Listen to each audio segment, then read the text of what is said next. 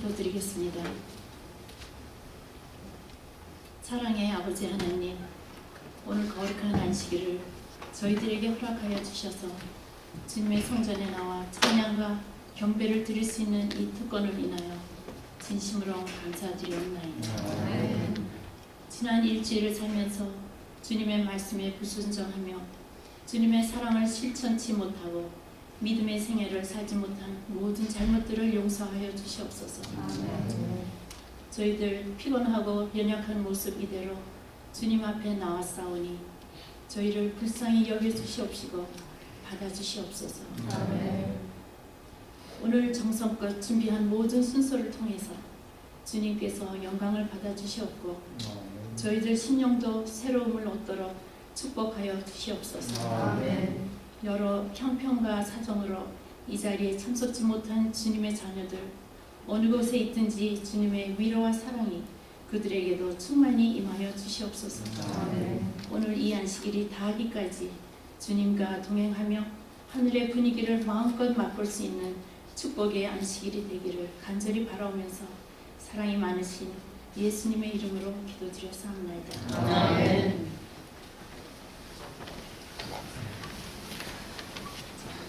우리 안식학교 반생 여러분들 지난 일주일 동안도 평안하게 건강히 잘 지내셨습니까? 네. 이제 오늘 기점으로 해서 이제 날씨가 굉장히 추워집니다. 앞으로 한 3일간은 이제 올 겨울에 들어서 처음으로 아주 맹추위가 될 것 같으니까 건강에 특별히 유의하셔야 되겠습니다. 저기 다음 슬라이드 좀 보실래요? 저 새해 소망이라는 저거서 많이 보시던 것 같죠? 네. 무대에서 주신 달력 1월달에 있는 그림입니다. 희망을 여는 기도, 정말 그림도 너무 좋고 거기에 쓰인 말씀, 누구든지 그리스도 안에 있으면 새로운 피조물이라 이전 것은 지나갔으니 보라 새 것이 되었도다. 고린도후서 5장 17절 말씀입니다.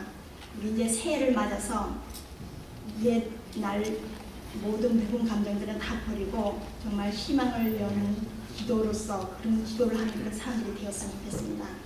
제가 새해의 소망이라는 글을 읽어드리려고 합니다. 나를 용서하는 마음으로 타인을 용서하게 하시고 나를 다독이는 마음으로 타인을 다독이게 하소서. 타인의 허물은 덮어서 흘려버리게 하시고 내 허물은 들춰서 다듬고 고치게 하소서. 은혜를 베풀거든 보답을 바라지 않게 하시고 은혜를 받았거든 마음으로라도 보답을 하게 하소서. 타인의 것을 받을 때는 앞에 서지 말게 하시고 내 것을 줄 때는 뒤에 서지 말게 하소서. 공짜는 주지도 받지도 말게 하시고 노력 없는 대가는 바라지 말게 하소서. 공적인 일에서는 나를 내세우지 말게 하시고 사적인 일에서는 욕심 부리지 말게 하소서. 사소한 일로 해서 원수 맺지 말게 하시고 이미 맺었거든 내가 먼저 풀게 하소서. 오는 손 부끄럽지 않게 하시고 가는 발길 욕되게 하지 않게 하소서.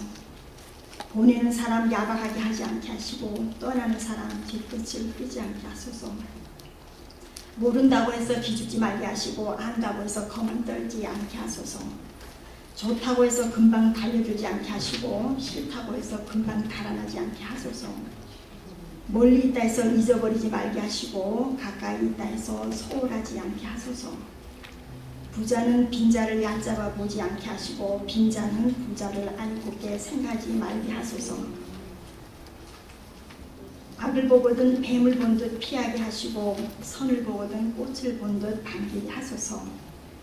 타인들의 인생조차 헐떡이며 살지 않게 하시고 내 인생 내 분수 지켜 널리게 살게 하소서. 예, 시인으로 끝납니다. 2013년 우리 새해를 맞아서 우리 모두의 소망이 다 이루어지고 정말 아름다운 분위기 안에서 정말 행복한 교회 생활을 하는 우리 모두가 되기를 바라면서 인사 말씀을 마치겠습니다. 아멘.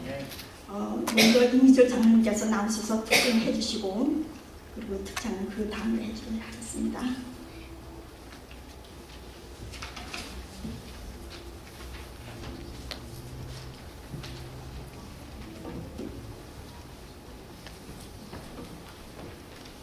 올해는 2022년 비전을 세웠습니다.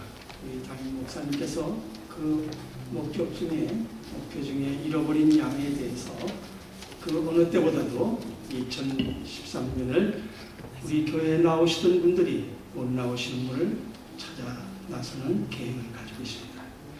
오늘 저는 여러분들과 함께 잃어버린 양에 대해서 한번 저의 어린 시절에, 그러니까 중학교 2학년 때 에피소드가 있기에 잠깐 소개를 하겠습니다. 제가 중학교 2학년 때가 되는 것 같습니다. 퍽 오래된 것 같습니다.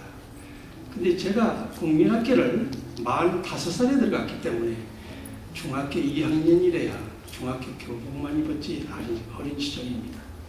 그런데 제가 중학교를 다니면서 저희 반생 중에 한 학생이 행방불명이 됐습니다. 어디를 갔는지 찾지를 못해요. 그래서 그 부모님이, 그 자식 잃은 그 부모님의 그 슬픔을 이루 말할 수가 없습니다. 그래서 천안 경찰서에 행방불명 실종 신고도 해놓고, 또 소방대에서도 신청을 해놓고, 또 저희 학교에서는 말할 것도 없고, 그런 세월이 몇 달을 지나고 있었습니다. 그러던 어느 날 제가 집에서 신문을 보는데, 저희가 아버님이 사업을 하시는 분이라 신문이 5-6개가 들어옵니다. 중앙일보, 한국일보. 근데 그 신문을 딱 보면은 그 화면에 배너라는 영화가 나오고 있습니다. 여러분 배너 기억하시는 분 압니까? 배너 영화가 얼마나 유명했는지 한 6-7개월을 광고가 계속 나오고 있습니다. 그래서 저도 중학교밖에 안 됐지만 그 영화가 보고 싶은 마음이 들었어요. 그래서 어느 날 아버님께 말씀을 드렸습니다. 아버님, 제가 이 영화를 하나 보고 싶은데 예수님이 나오신대요.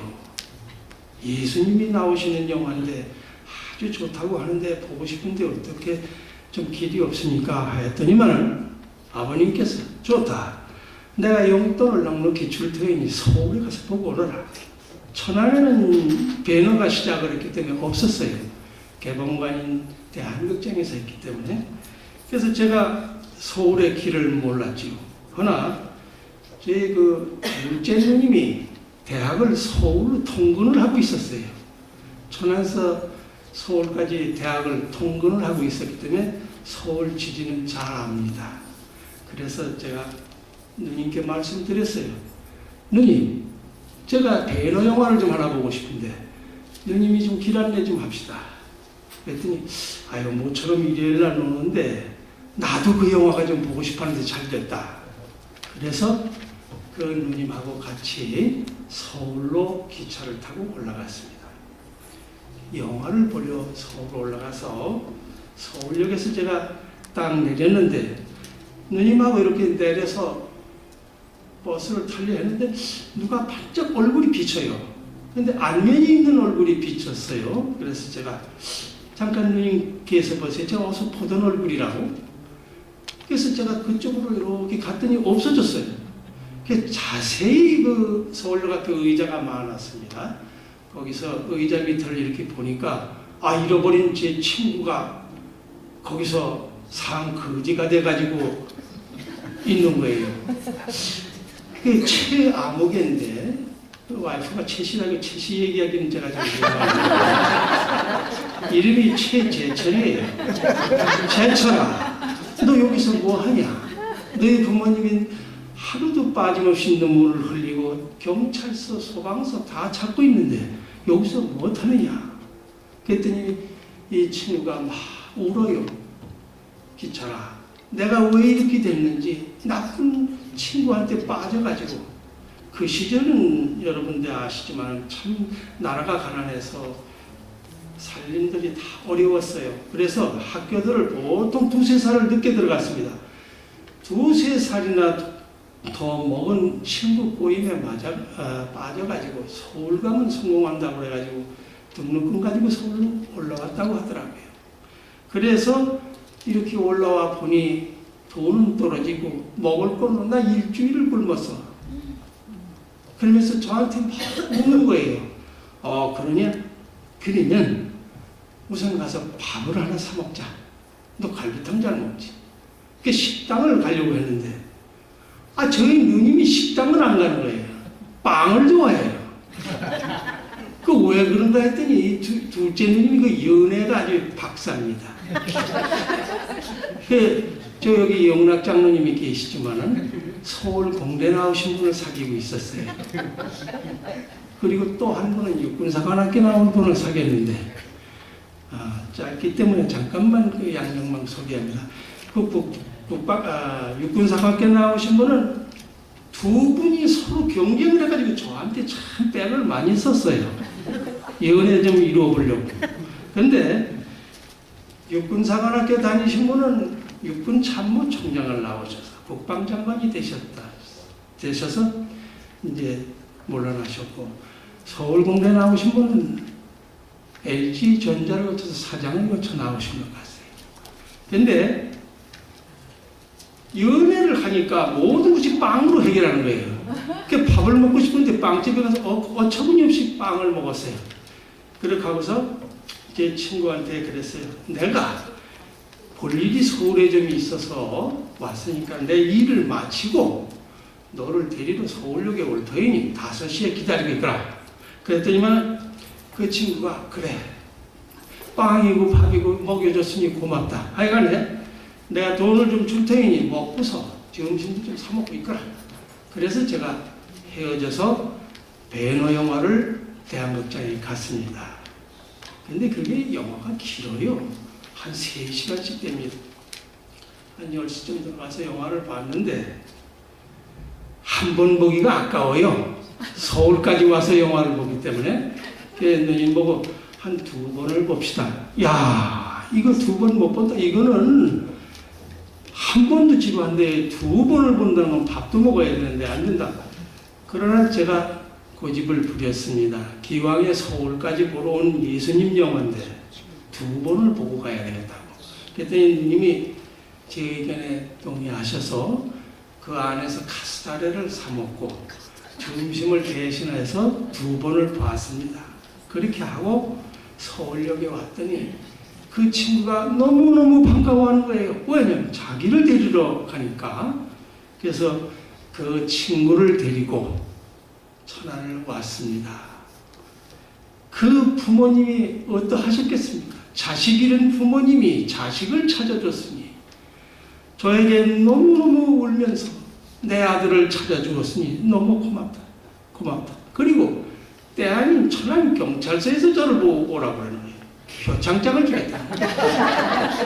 그래서 저는 그저 영화 하나 보러 간 길인데 표창장을 천안의 경찰서에서 받았습니다. 그리고 소방대에서 또 오라는 거예요.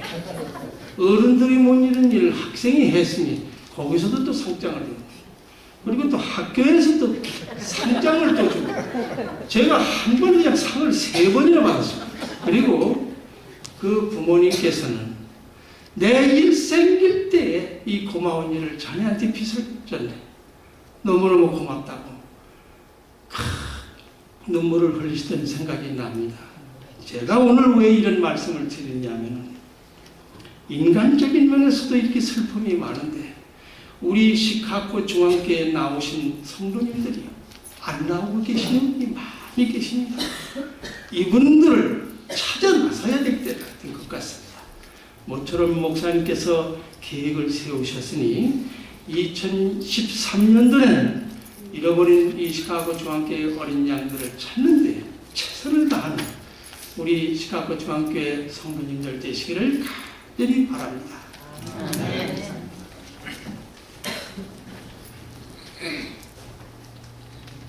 장로님 감사합니다.